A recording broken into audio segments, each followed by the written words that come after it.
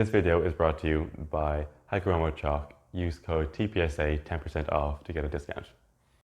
Okay, welcome back.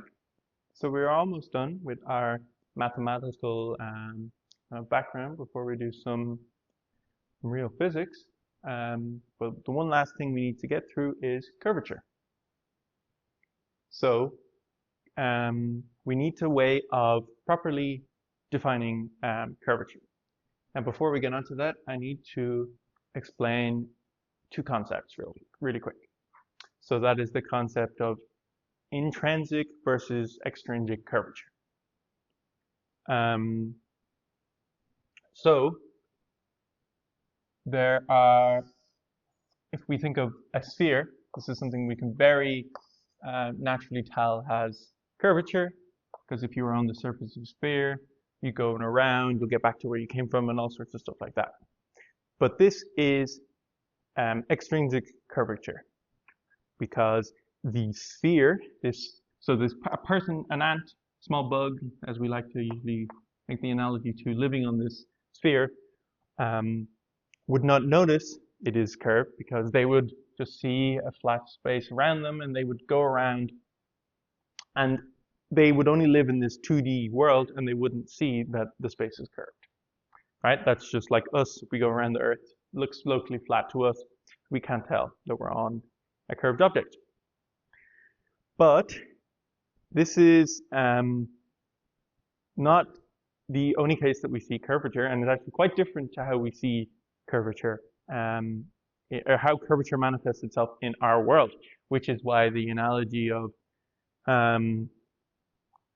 sinking a ball into a blanket as an analogy for gravity is not so good, because you're relying on this extra third dimension for the space to curve into. On the other hand, we have something called intrinsic curvature. So to explain this, I'd like to imagine you are running in a race, okay?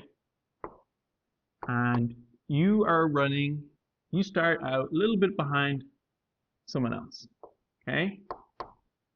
But you both run at the same pace. So you run a linear track, but running this way. Now it's a very foggy day and you cannot see your surroundings, but all you can see is the back of the person running in front of you. Okay? Now let's say it was not a flat race. Let's say you had a race that was flat at the beginning, but then turned into a hill. If you could only see the person in front of you, you would be here, and since you're running at the same pace, there would be a specific distance between you that wouldn't change. When you get to the hill, however, the person ahead of you, because they're going up a hill, slows down a little, and you see, and thus the distance between you and them decreases a small bit until you get to the bottom of the hill too, where it goes back to a constant pace. When this gets to the top, this will invert itself, because the person ahead of you will speed up and go on. But the point is that this would also work if there was like a drop. The person ahead of you would increase the speed between you. Okay, the point is the person on in this race can only see the person ahead of you, and this curvature, you can actually see this curvature without having to see that the race is going, the racetrack is changing and curving into some other dimension.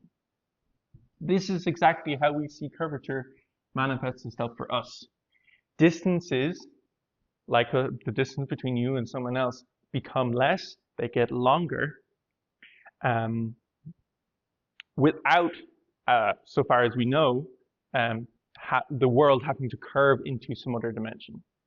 That is how curvature really manifests itself in our world. We just perceive a change in distances corresponding to a change, to a metric that depends on space.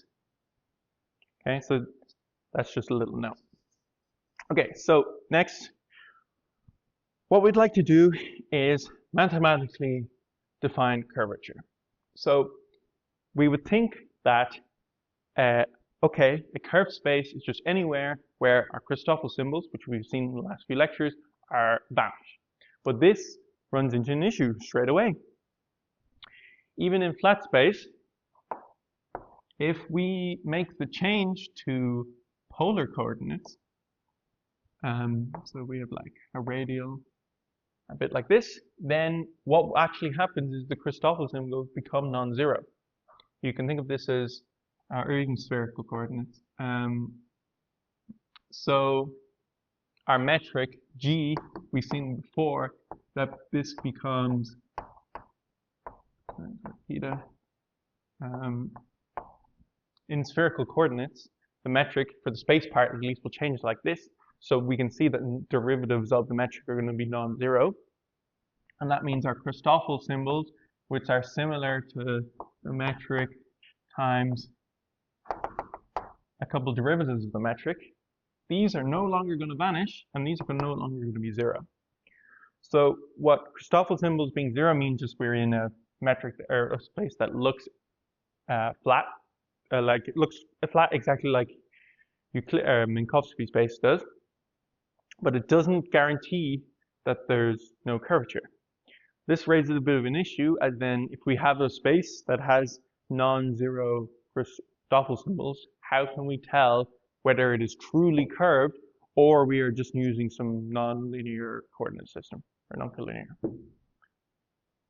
i.e. some coordinate system where the basis vectors are not orthogonal. Okay, so how do we do this? Well, we can think about what happens in flat space. So let's say I have a vector and I take a derivative with the partial derivative. Well, oh no, sorry, covariant derivative. In flat space, we know that this reduces to the partial derivative because the Christoffel symbols are zero in the frame where this is a flat space. Now, if because this is the tensor equation, this must be true for all. Sorry, this must be this is only true. Sorry, this is only true in the coordinate system where stuff is flat. Okay, then we want to use a property of partial derivatives. If I have some function and I take partial derivatives, then what we find is that mathematically always the partial derivatives commute, right? That's a property of partial derivatives. Okay, so I have something to do with a partial derivative here. So in this specific coordinate system where stuff is flat, I should be able to write down that the new, I should be able to take two derivatives of v minus the other way, the other derivative swap the other way of this vector, and that should always be zero. Right, that's the property of partial derivatives we laid out, but because this is a flat space, this is must be also true for the covariant derivatives because they just reduce to these partial derivatives. Okay. So more concisely, I can write this as a commutator.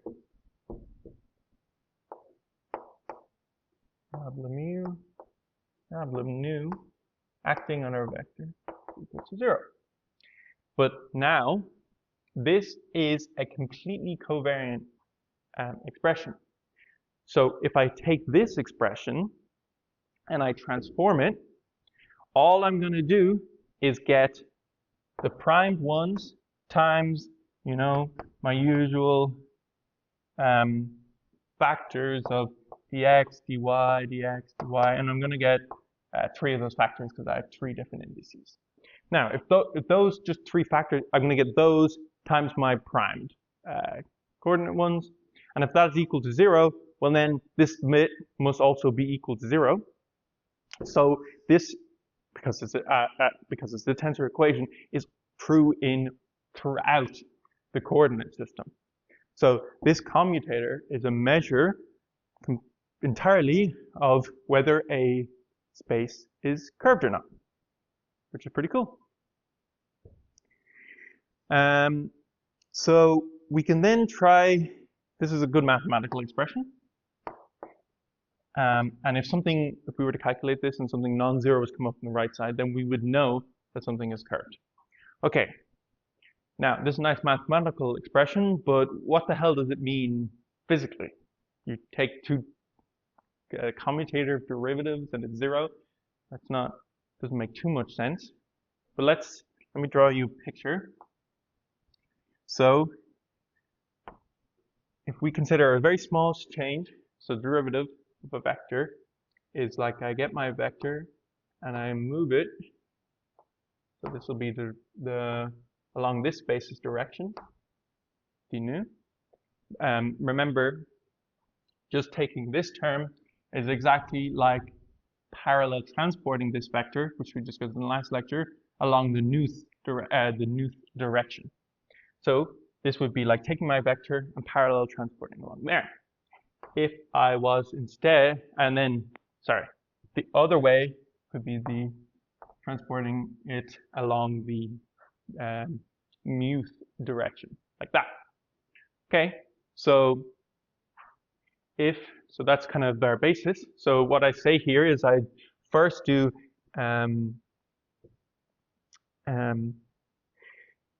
along the nuth direction and then first along the nuth direction and then the muth direction. So that's as if I'm going here and then up to here. So I parallel transport my vector, and then I take away what would be if I'd gone the other way. If I'd gone up to here and then across to here. Okay? And what I will find is that in transporting the vector in both these ways, I should get something that's zero. So I should, if for flat space, get that the vector transported in each ways when you take these away is zero, so i.e. they're the same vector. But if I am to find that these vectors are not the same and that there's a bit of an angle between them, well, that would be the same as there being something non-zero on this part, and that would mean that there is curvature. So what this equation means is that if I parallel transport any vector around in a loop, if it goes back to the same place, then there is no curvature, but if it does not, then there is curvature. All right? I should note that this point is the same point only because these are basis vectors. In general, when you go one way and then the other, and then go the other way and then the other, you may not always get it at the same point, but it is true for basis vectors. Okay, one last example. I'm going to look at the sphere so we can get an idea of what this looks like. So if we were at the North Pole and we have a vector pointing out this way, and we were to parallel transport this down, and the vector would go down, and at the equator it would be pointing straight down, like this. Then we could parallel transport around the equator, like so. Remember, parallel transport keeps my vector components non-changing along that direction. So then I would get to this point, and then I could say, okay, I want to go back to where the North Pole. So I would parallel transport my vector back all the way up. Right? Now I haven't gone in a full parallelogram because the last edge of my parallelogram is kind of hidden in the North Pole. If I was to go a little lower, there would be another side. But what we can see is that the vector that we have parallel transported around is not at the same place. There's a very big angle between them, and that angle is an indication of curvature because it corresponds to there being something non-zero on this side. Okay, so now that we have a condition for a space being curved with nabla mu acting on the vector being equal to 0, we want to find out, okay, what happens when this is not 0? Can we do at this very messy calculation and see if anything interesting arises? Okay, well, we better get started. So this we're going to expand out the commutator. Looks like the following. So this is going to get very, very messy. Okay, so let's apply. Okay, so we can treat these two bits independently. These are just like a rank 1-1 tensor, so with one lower and one upper. So we know how to deal with the covariant derivative acts on those. It gives us the partial derivative of that bit, and then plus the Christoffel symbol for the upper, the alpha, and then the mu and the nu, times the piece, but then we have to sigma the upper indices, and minus the same, but we're canceling the lower index. So that's going to be sigma mu nu sigma e alpha. All right, and then we minus that for the second term. But we're going to swap where mu and nu swap places. So let's do that real quick.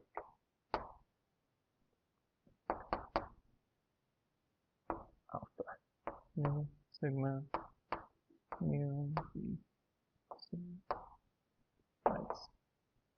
So minuses and these become opposite sign, and then we get sigma nu mu, and then sigma the up.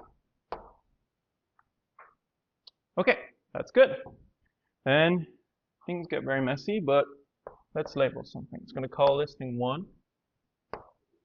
Going to call it thing. Sorry, no. This thing 2. This thing 3. And this one 4. Okay, let's first add 1 and 2 together. So we're going to have to expand out now the inside Christoffel symbol. So that's again this is just acting on an inside covariant derivative. Now it's only acting on a vector, so we're only going to get partial derivative back, d mu d nu, the alpha, plus just another Christoffel symbol. So d mu,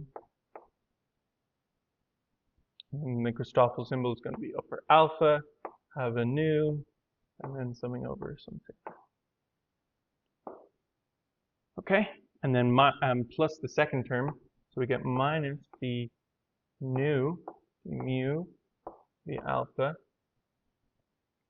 minus the nu, and the Christoffel symbol here is alpha, mu, sigma, the sigma. Okay, now partial derivatives commute, as we know, so those are going to cancel. And so all that's left to do is just expand out these two using the Leibniz rule. So d mu, d, and Christoffel symbol. And then we're also going to get the same term here with nu and mu swap, so we can group them together and factor out the alpha. And then there's the second terms for when this hits the derivative hits the vector instead. Minus the nu Christoffel symbol, alpha mu sigma mu the alpha. Okay, nice and messy. So then we'll add 3 and 4 together. And then at the end we're going to have them all together. Fun. Okay, so 4.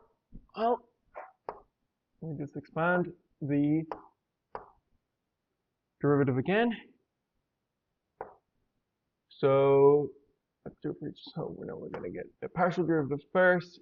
So let's be sigma, then alpha mu sigma, Then, of course, we're going to get the next Christoffel symbol, which is going to have a sigma, a nu, something called rho, and then this will be a v rho. Okay, next term. Minus d sigma mu nu partial derivative v sigma v alpha minus now double Christoffel symbol. So v sigma mu nu Christoffel symbol, gonna have an upper alpha, a lower sigma, something rho, v rho.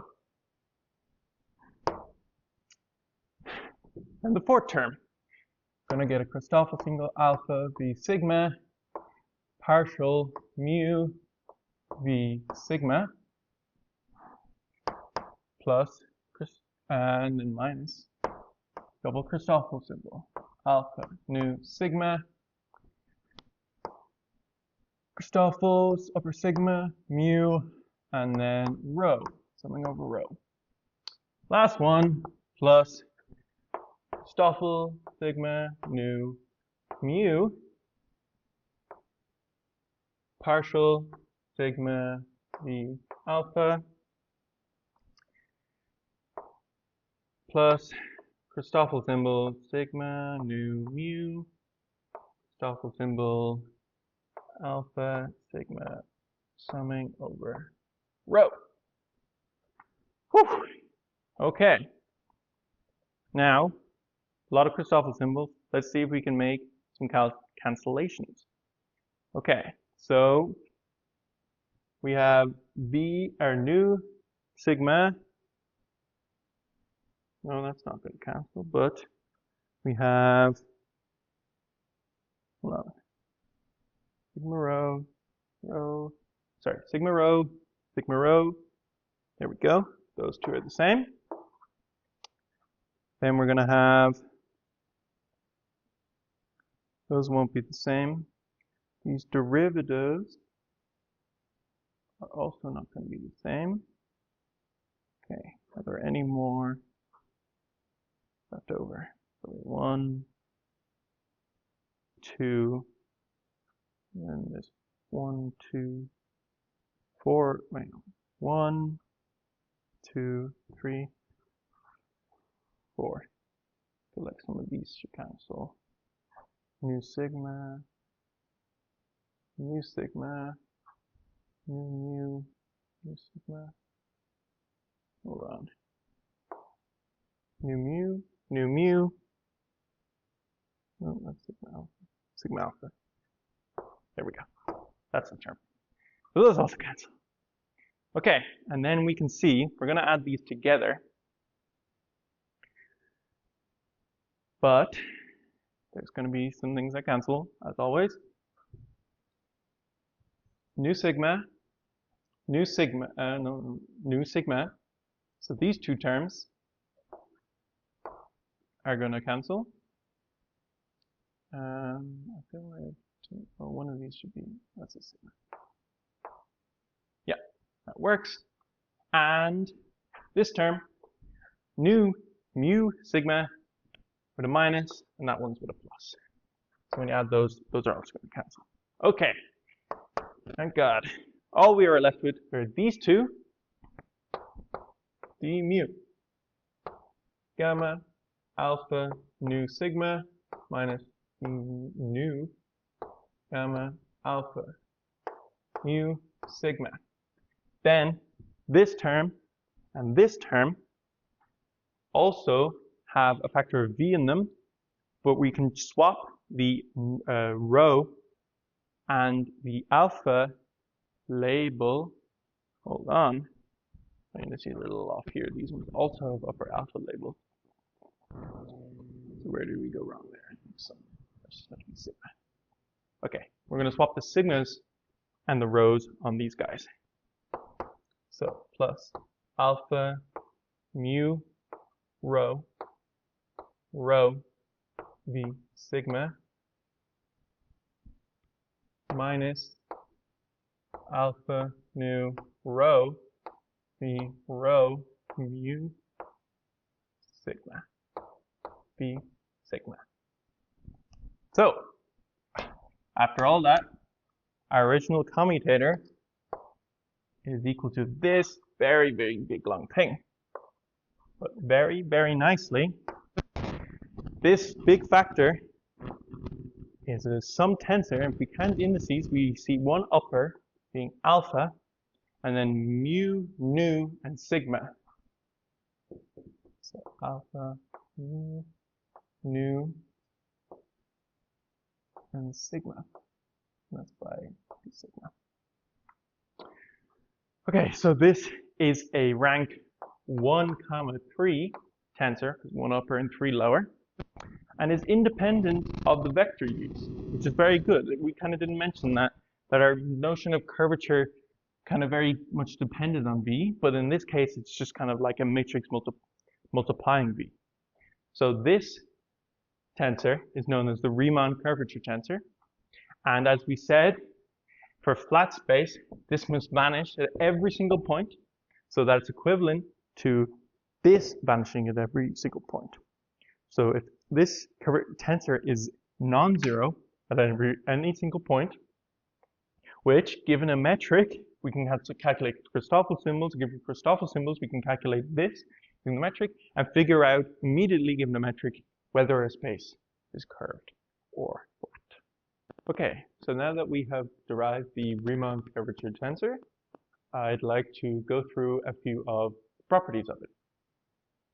Okay, so we know that in, let's say we have d equals 3 plus 1 space-time dimensions, so 3 space, 1 time, then the Riemann curvature tensor, each of these indices can take on any one of these 4 values. So this thing very formidably has 4 to the 4, which is about 256 different components. So that is kind of terrifying to deal with. That's a lot of stuff going on. But one thing that is very nice is that this object has a lot of symmetries. So just to give an example, the first symmetry we can immediately see is that the commutator is antisymmetric. So if we swap mu and nu, then this gets an overall minus sign, because this is really like mu, nabla mu, nabla dagger minus nabla mu, nabla, or no, nabla mu, nabla nu is minus nabla nu, nabla mu. Okay, so, and if we swap mu nu, this just picks up an overall minus sign. Right? This tells us our first symmetry is as follows. We can, so if we swap mu and nu on this side, and we pick up a minus sign, then that means for the curvature tensor, if we swap them, pick up an overall minus sign on the curvature tensor. Okay, so the nu would go there, and the mu at the end.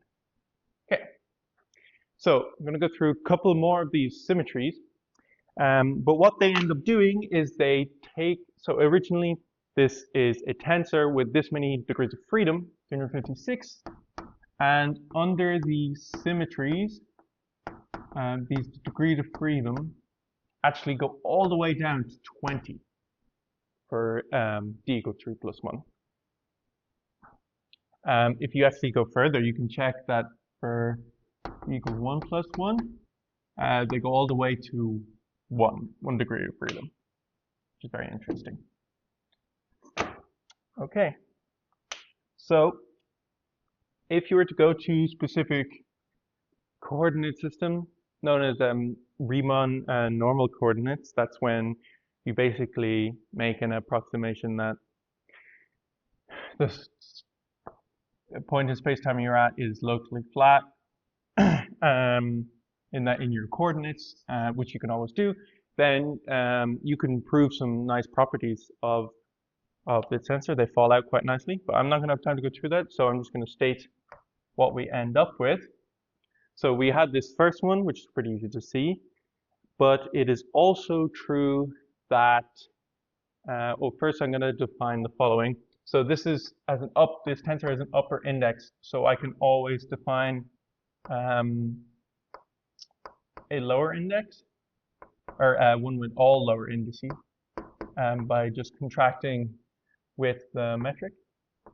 So G rho alpha, and then just my regular Riemann curvature tensor here. Right, and this is a lot more easier. This is a lot easier to fiddle around with the indices and whatnot. Okay, so after a lot of some further manipulation, you can show that the following. So if we take pair these two indices and then swap the pair, so the mu and the nu go here, and the rho and the lambda go here, and then those two are equal. This then has the consequence, you can pair this with the first one, and it tells us it's not its own condition, because it can be derived from the other two. But basically, you kind of get an equivalent rule. So if I had rho and let's say lambda, mu and nu are not important here, then you can show this is minus the same kind of idea where we just swap the first two. Mu. Okay. Then one more we have is we can add combinations of the curvature tensor. So I can add, so that alpha and then lambda, mu, nu, and then what I start doing is cyclically permutating the indices. So I have lambda, mu, let me redraw that, mu, nu, and then I add, so cyclically permute these. So mu, next would be nu, and then lambda, plus last cyclical permutation would have, no, we already have that one, would have nu, lambda, mu.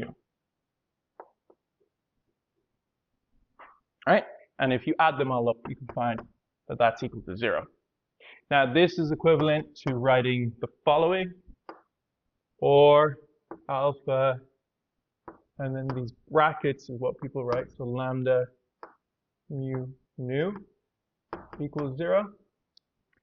So this is not the same as this. This is if I expand, basically I write out or alpha and then lambda, mu, nu for each combination, where I get a plus sign in front of this if it's a even permutation of this, like these, and then I would also have some minuses for each of the non-even for the odd permutations. Okay, then so if you know anything about commutators, you'll know that they satisfy something known as the Jacobi identity, which looks a little as follows. So we can put the commutators into further commutators, and then we can add combinations of them where we, as the theme suggests, cyclically permute the indices.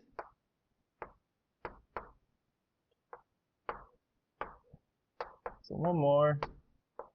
So now we're going to get a nu, and then a nabla alpha, nabla nu. Okay, so if you add up all of those, you find 0. And then one can apply this to this, and eventually you find a fourth condition, which basically says that, so now we're going to be So we can apply a derivative to this and then manipulate it through this. So apply the covariant derivative once more, and then use the indices. So let's say rho, and then if we had or, we'd have, say, mu and nu, and then just some other ones, alpha, beta. And then we keep cyclically permuting these indices. So then we get a mu, we get an or, then we get a nu, rho, alpha, beta are untouched by this. And then we add one more term, so nabla with a nu, then we get or, or rho, and mu, alpha, beta. So that's also equal to 0. So these two things kind of look very similar. These are known as Bianchi identities. I think it's called the first and the second, and they'll be quite useful. Okay, so those are the properties of the Riemann curvature tensor. Now, one interesting fact about the Riemann curvature tensor is it is the only tensor that we can construct of the metric that is constructed out of only metric first and second derivatives of the metric, that is linear in the second derivatives of the metric, which is a very interesting thing that we will use later on. But we can also kind of go further. We can, okay, so this thing is, even with 20 degrees of freedom, it's very, very complicated. So we can simplify some things, right? We can take our, where we go? So take our tensor, 4 indices, and let's contract 2 of them. So I'm going to place this mu with alpha. Then this would define a new tensor, or I'll call this one mu, or mu nu.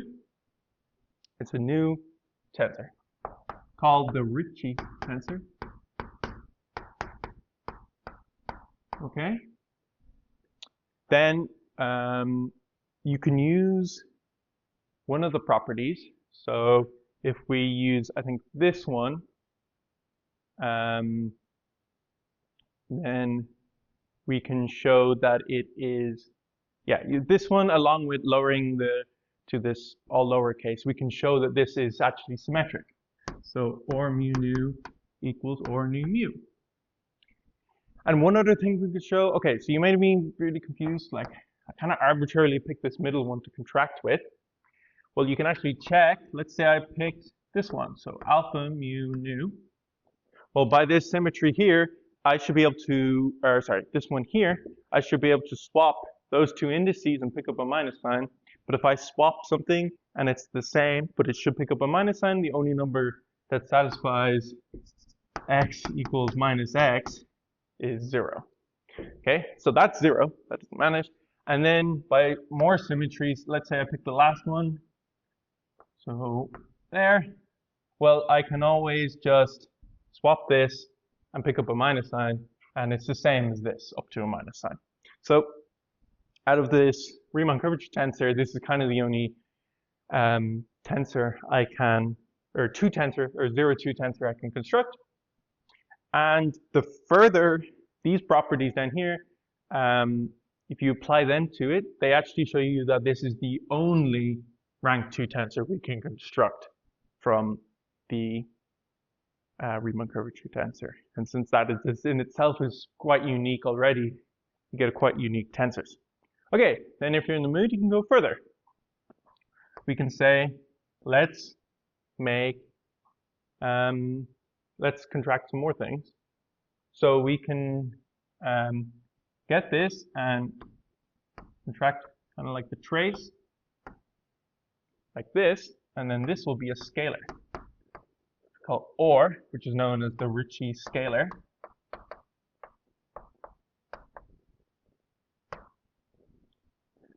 So this is then kind of the simplest scalar quantity we can construct from the curvature. So it contains less information than this quantity does, as you would kind of expect. But going all the way from 256 numbers all the way to 1 is quite convenient to work with. So for example, if you had a sphere and you were to go through the arduous task of calculating the Ricci scalar, then you'd actually find that it's, I think, the same or proportional to like the curvature of a sphere, which is like related to 1 over the radius, because the smaller a sphere, the larger curvature you have. So that's kind of what this number is related to. That's for a sphere where it's kind of constant. But for us, for space-time kind of consideration, this can vary. So it's a function of x, because it's a function of the metric, and yeah, it'll be very useful later on.